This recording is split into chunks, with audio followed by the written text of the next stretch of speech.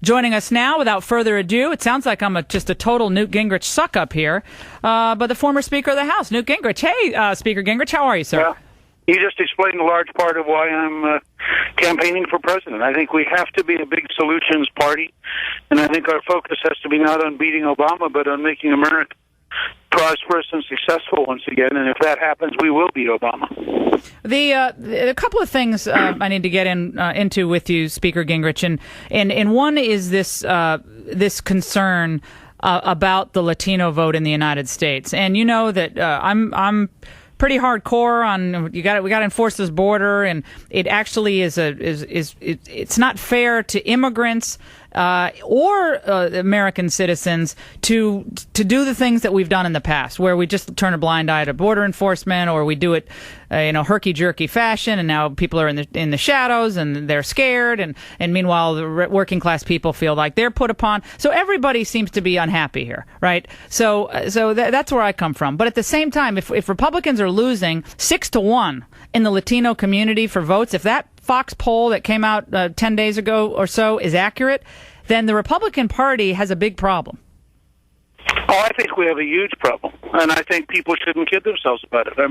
I'm going just in a few hours to a Latino workshop and conference precisely to talk with leaders in Judson College at a Hispanic roundtable here in Chicago. But I would also say, if you look at, for example, my proposal for an American energy plan and for getting gasoline below $2.50 a gallon, that affects every Hispanic voter in America. I mean, every single person who gets up, goes to work in the morning, wants to take care of their family. They know that in Chicago, where, for example, it's $4.39 at the gas station for regular, $4.65 for premium, that literally I'm passing a gas station right this minute. They know that at that price, Barack Obama is killing their family budget. Well, and again, I think the fact is that Republicans can't set about to out-pander to various interest groups. That's a loser. That Republicans will never win that game.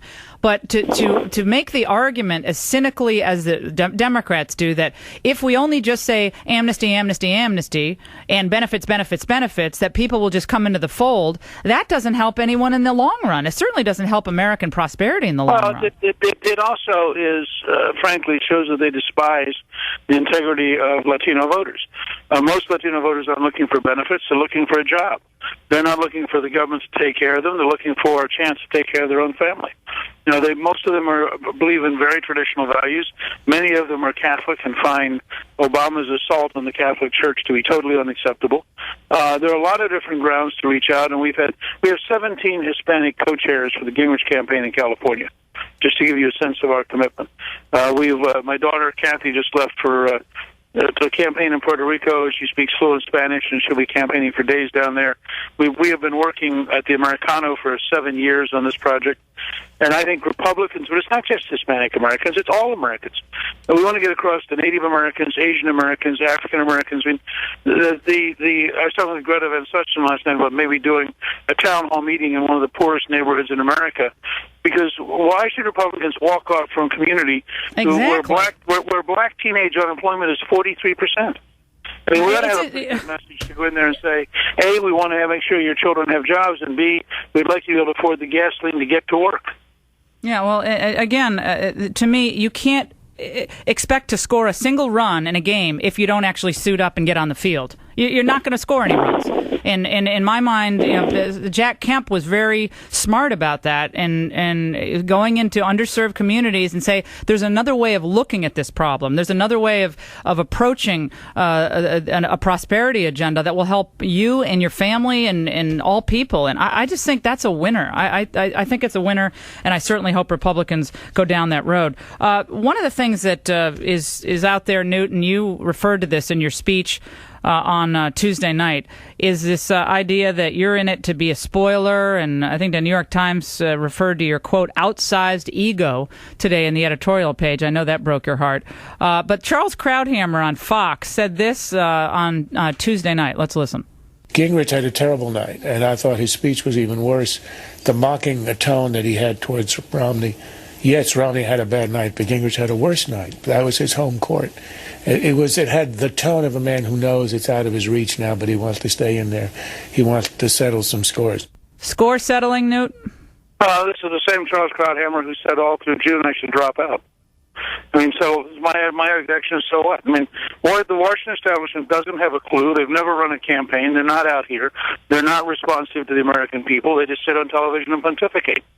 I'm out here because I believe that the Proverbs is right. Without vision, the people perish. I'm offering on a whole range of issues, from brain science to paying off the national debt to creating an American energy program so no American president ever again bows to a Saudi king, to rethinking Social Security so young people can have a personal Social Security savings account.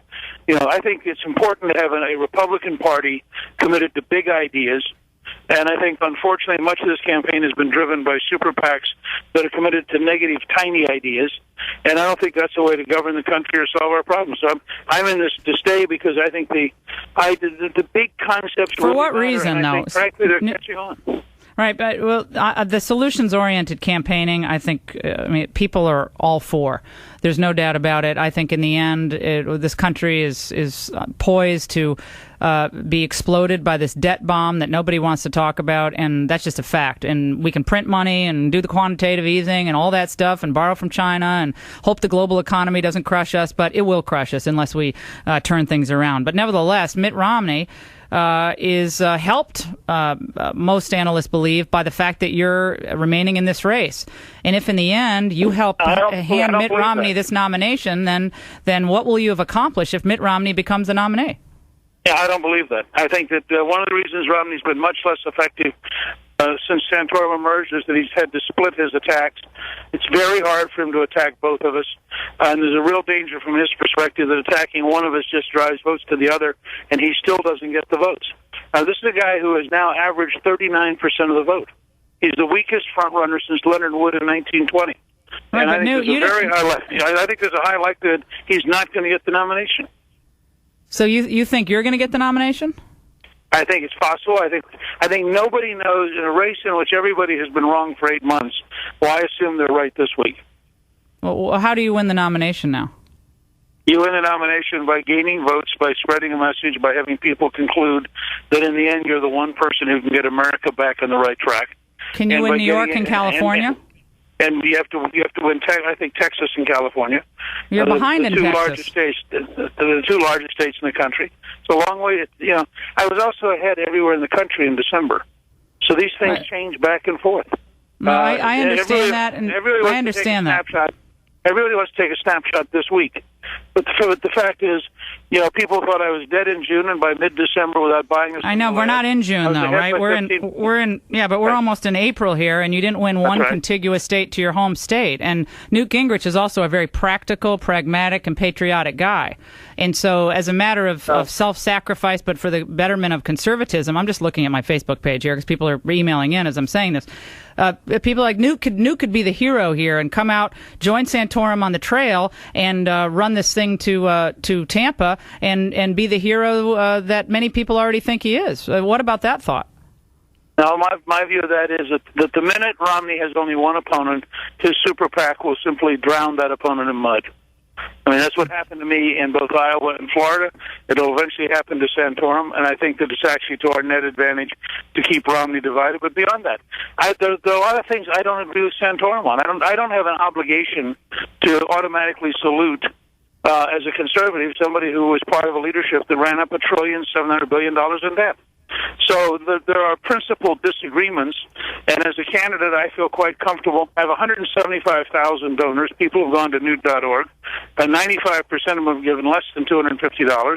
We had over 1,000 people donate yesterday, and they're saying to me, stay in the race. We want somebody who's positive and somebody who has big solutions. So as long as that's true, I'm happy to continue campaigning. Mitt got the $3 million on Wall Street last night. Did you see that note? It got $3 million. Romney's raising the money from the people who took TARP money, so your tax money is coming back to you through Romney's super PAC. Just understand that. This is one of the most outrageous examples. He's gotten, I think, over $500,000 from Goldman Sachs. Goldman Sachs got $13 billion through the back door from the taxpayer. So what you have with Romney is essentially the essence of crony capitalism being recycled. Newt Gingrich, we really appreciate your joining us, and I love the Americano website you launched a couple of years ago. I think it's exactly the way Republicans should be going. And look, it's a math game in the end, but the heart and soul of the conservative movement is real, and people have to bond with it. Newt Gingrich, I wish you the best of luck out there, sir. Thank you very much. Thank you. All right, Newt Gingrich on the Laura Ingraham Show. Stay with us.